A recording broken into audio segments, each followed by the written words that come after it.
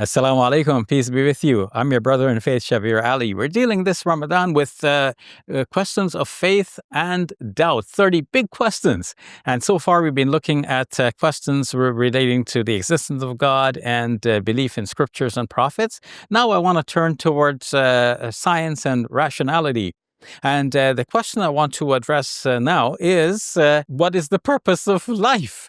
Now, if we look at it from a scientific point of view, one would say that there is no purpose. Scientists might tell us that the universe unfolded from a Big Bang some 13.8 billion years ago. The universe has been expanding ever since. It formed into galaxies and stars and planets. Our Earth evolved, and we on it. And we are just simply the products of a blind process of evolution.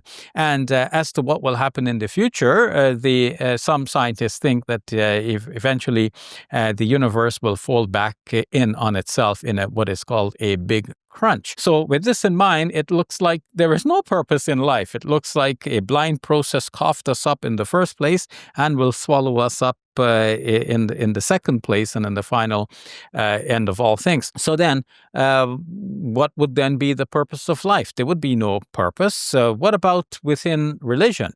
It is only within religion that we have the sense of purpose. And in Islam in particular, we have a good conception of the purpose for which God has created us. There are 2 points that can be mentioned in this regard. Most often in Islamic sermons, it is mentioned that God created us to worship Him. And verses from the Quran might be cited to the effect of saying, وَمَا خَلَقْتُ الْجِنَّ وَالْإِنسَ إِلَّا لِيَعْبُدُونَ. We have not created jinkind and humankind except to worship me. So that would be for many Muslim preachers a simple answer to the question, God created us to worship Him. But we know rationally that God does not need us to worship Him. So there should be a further goal apart from this. So yes, worship Him, but that is for something else. That itself is not the final purpose. A final purpose may be what is reflected in the 11th chapter of the Quran, إِلَّا مَنْ رَحِمَ رَبُّكَ وَلِذَلِكَ خَلَقَهُمْ, except the person that God has had mercy upon, and it is for that reason that He created them. Now, what does that mean? It means that God created human beings for His mercy.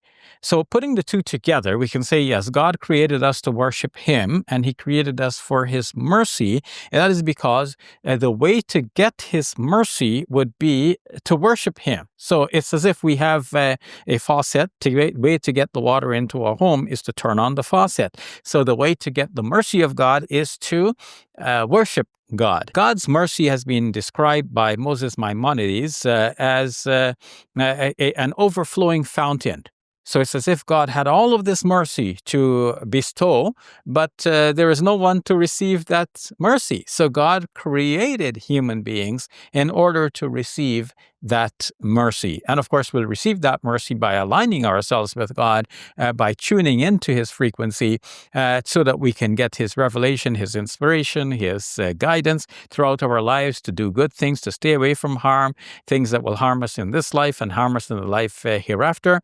By worshiping God, we are tapping into that power that runs the entire universe. Now we see that God has created us for a purpose. We can add additional purposes to this. Aligning with God would mean trying to imbibe in us and adopt within our own selves the positive attributes of God. So God is merciful, He's kind, He's forgiving, He is loving. We should adopt all of those attitudes within ourselves. So God created us to be reflections of Him here on earth, and to be khalifahs or vicegerent in the Quranic story of the creation of Adam. We have it that the angels asked God, why would you create someone on earth who is only going to cause mischief and shed blood? And God says, Inni a'lamu ma la ta'lamun. I know that which you do not know, as mentioned in Surah Al-Baqarah, 2nd chapter of the Quran. So God has some purpose for human beings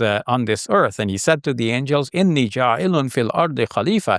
I'm going to place upon earth a khalifa, which could be something like a vice regent, someone to bring the kingdom of God onto the earth. That will be someone who will enact the laws and requirements from God and share that among human beings. All of these are good purposes for which God has created us, to worship Him, to derive His mercy, be like God, adopting His positive attributes, to serve as a vicegerent for God, putting into action His will on earth as it is done in heaven. All of these are good purposes for which God created us, as enunciated from within the Islamic faith.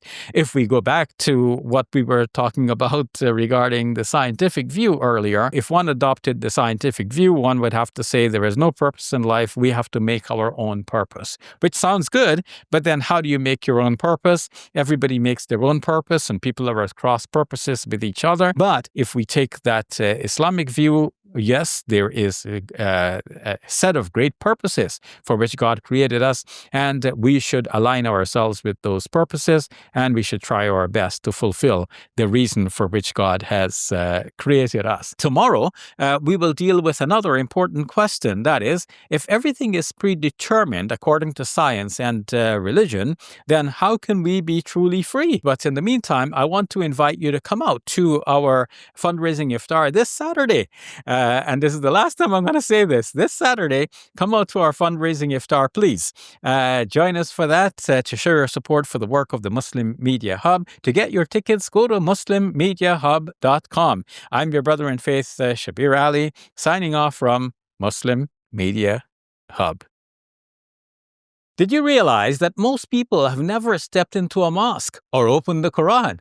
What they know about Islam is what they hear in the media. Let's make sure that they hear the truth. This Ramadan, support Muslim Media Hub so we can get the message across to the nations. Your donations are zakat eligible and tax deductible. To donate, go to muslimmediahub.com.